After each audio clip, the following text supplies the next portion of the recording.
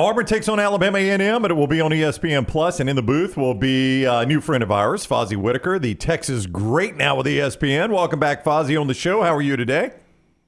I am doing fantastic. Can you all hear me well? Yes, Oh, yeah, sir. perfect. Just fine. Just fine. Looking good, Awesome. sounding good. Ready to go. Let's test that microphone Yes, again. sir. Give me a big roll tide. Let's test that thing out. Wow. I don't know if I can say all that. We had this conversation last time I was at SEC Media Day, so That's right. I can't go that far. But I will say it's my first time I get to travel to Auburn. It's my first time traveling to an SEC football game, and being able to be at this one in particular, I think is a really cool experience. Like you mentioned, first time in the booth as well, but I get to take in the game from a different perspective, right? I've always played on the football field as a player. You're usually going into a hostile environment and it's you against the world. But being in the broadcast booth, not necessarily having a dog in the fight and just calling it from the standpoint of viewing it. Obviously, I'm working, but I get to see it from a fan's perspective or from a fan's viewpoint, get to take in all of the pageantry of what makes college football what it is. Going to get an opportunity to see the War Eagle, 88,000 strong, going to be there. It's a sold-out crowd. Night game, first game. I'm just truly excited to be on the plains and hear and see how Jordan-Hare Stadium kind of stacks up to any of the venues that I have been to prior from a player perspective. We have got an NIL deal with Peyton Thorne. We had him on the show yesterday, and he's a kid that you can see his confidence growing. He's got a lot of experience, obviously, going back to the Big Ten days at Michigan State. When you watch former film on Peyton Thorne, what are some things that stand out that make you believe he could possibly have a breakout year this year? Yeah, one of the things that I was very interested in was his leadership role and the leadership dynamic.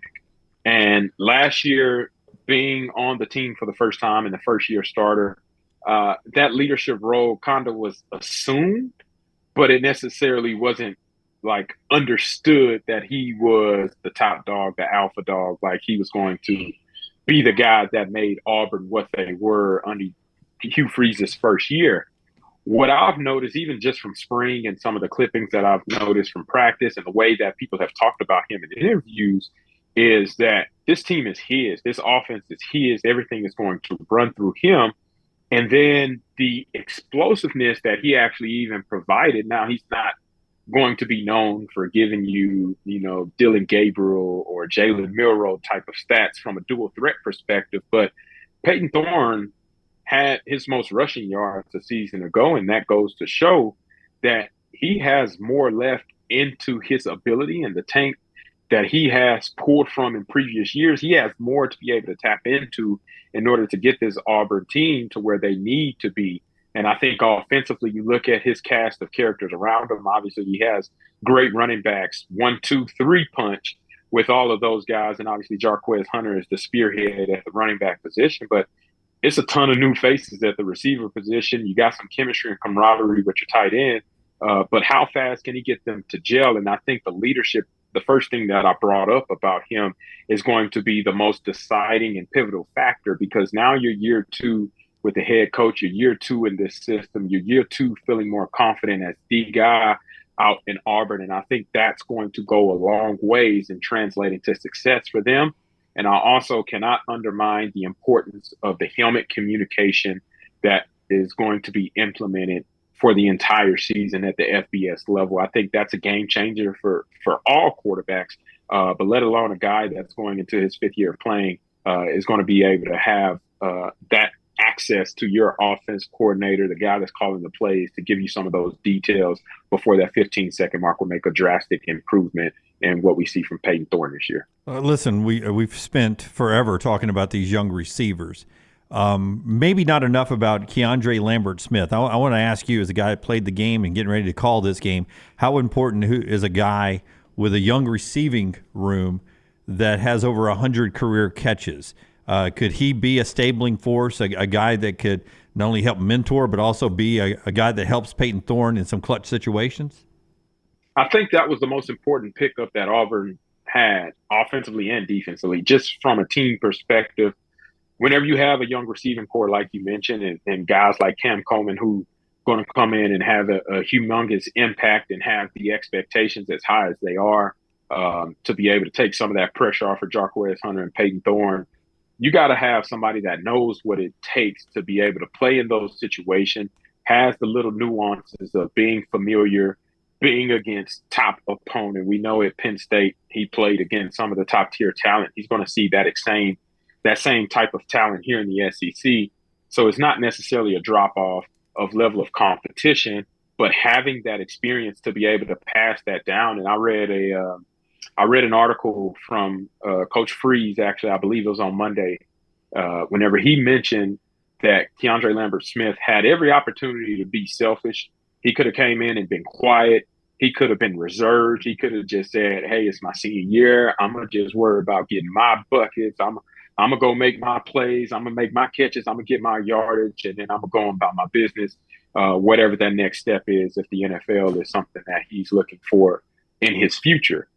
But Coach Freeze made it a point to reference that the time spent that Dre spends with these young receivers saying, hey, these are things that we do after practice. He's getting with them, telling them about steps, the number of steps it takes to run on certain routes. Whenever you get in this coverage, be expecting to do this counter move whenever they pose this type of threat against you, and having that type of leadership and unselfish nature from a leadership perspective by Dre is what truly stands out to me, and what you want to see whenever you're assimilating a team that's going to need to rely on some of these transfers to make big plays throughout the course of the season. So I thought that was something that stood out to me the most, was probably his greatest impact might not be felt in his production, which I expect him to have a very productive season, but it might be what he does off the field and helping these young guys develop as a second receivers coach, as a guy that's proven and shown he can do it.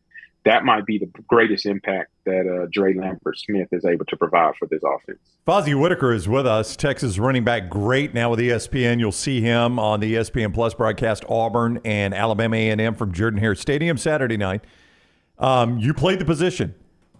Jarquez Hunter is the leading returning rusher in the Southeastern Conference. Not sure how many people realize that. Everybody that was in front of him is going to Ohio State or the NFL or wherever.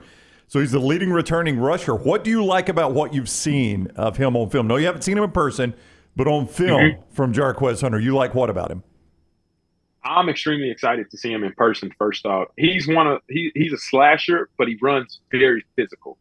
And if you go back and look at even his freshman year, right, I don't know if a ton of people were expecting him to have as dynamic or as explosive of a year that he did his freshman year. But that's whenever he burst on the scene, and I was like, okay, you caught my attention. Let's see what else you got. Then last year, like you mentioned, he comes on, he does what he does, leading returning rusher, selected all SEC first team at the running back position going into the preseason. It goes to show you more people are starting to notice his game.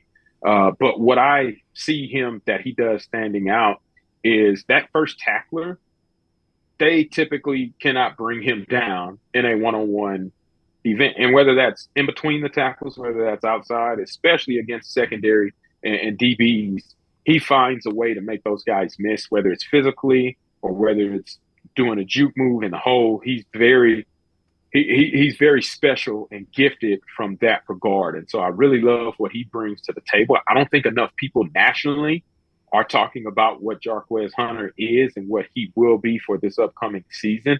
And I know Auburn is trying to figure out their identity in year number 2. But I think we all know that identity runs with how strong of a running back group this team has. And Jarquez Hunter is the spearhead for that. But they got 3 capable guys that can go.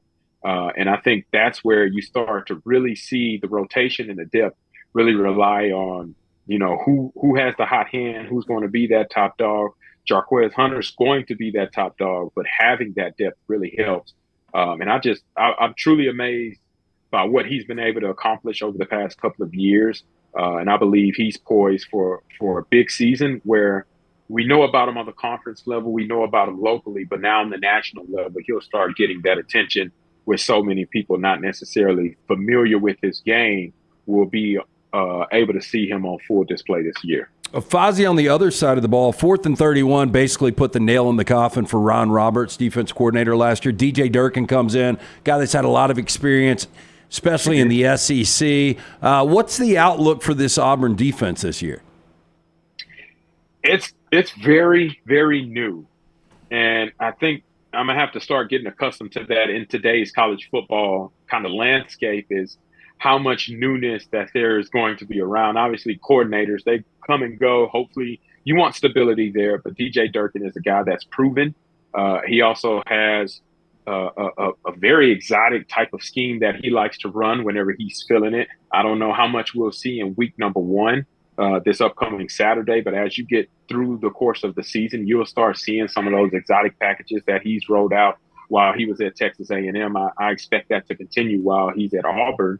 But it's quite a few faces that are new to the program that'll be in key or starting positions for this Auburn defense. And I think the biggest hurdle in today's time is being able to get those guys to gel and getting that chemistry as fast as possible. We talked about offensively the leadership that KeAndre Lambert-Smith is able to showcase, right? I haven't necessarily heard that on the defensive side about a transfer, right? They have already leaders on that team that are going to show up and show out. Eugene Asante is one of the best ones to do it in the conference and if not in the country. But the transfers going to have to play a pivotal part in Auburn's success in year number 1, just because there are so many new faces that they have in those kind of prove-it roles and those starting type of positions. So I'm expecting there to be some slight growing pains. I'm not saying that they're going to be bad,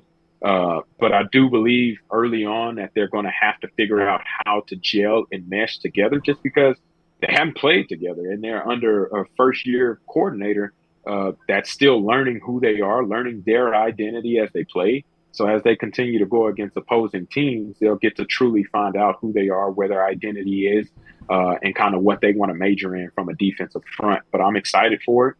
Like I said, DJ Durkin provides a ton of experience. He also has a ton of success that comes with his name. So I don't expect that transition period where they're getting adjusted to each other to last very long.